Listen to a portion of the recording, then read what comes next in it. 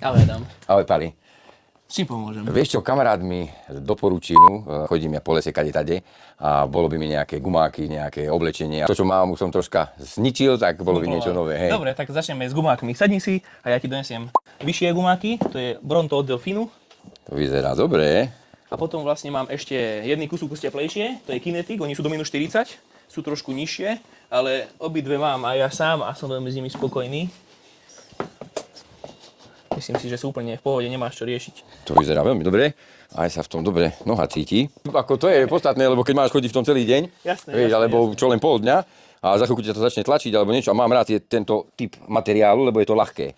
Nie je to ako klasické gumáky, ktoré si dal na nohy a po hodine ťa už to znudovalo, lebo to všetko tlačilo, bolo je to ťažké. No veď práve. No to sú také, do takých, dajme tomu, minus 50, toto sú do minus 40, to už takých väčších extrémov.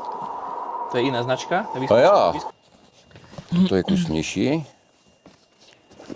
Tiež vyzerá fajn, aj farba.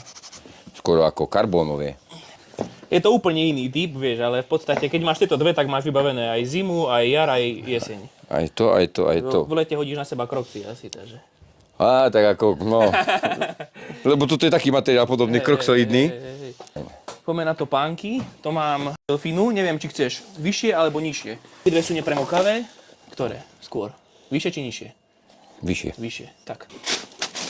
Predsa keď ideš do toho lesa, tak tá noha potrebuje byť pevná. Či na huby, Však to, keď do Teska zoberieš, tak ti okolo stanovania. Á, sedí dobre. Ak sa povie, jak riť na šerbel. Delfín má dobré produkty a za veľmi priateľné ceny. Tieto sú napríklad 60 € a sú nepremokavé. Myslím si, že veľmi pohodlné. A ešte aj sa ti hodia.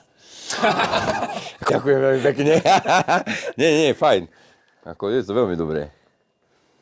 No, takže topánky by sme mali, aj gumáky, to už vyber niekam na teba. A ešte si chcel Drážka. Oblečenie, hej. Niečo nepremokavé, Také ale... dačo maskáčové, také lesové, hej. Tak najlepšie, vieš, aby si tam nebol zase jak pes na oko. Máme novú značku, sám ju mám, nosím. Tam je 10 000 vodný slpec, takže taký dáždík, vieš, úplne v pohode. Že není to zase do výchric, ale na takéto, keď poprší, alebo čo na huby, alebo aj na ryby, keď len prebehneš, vieš, alebo dačo si dačo ideš zaviazať, tak sú úplne v pohode tie sety.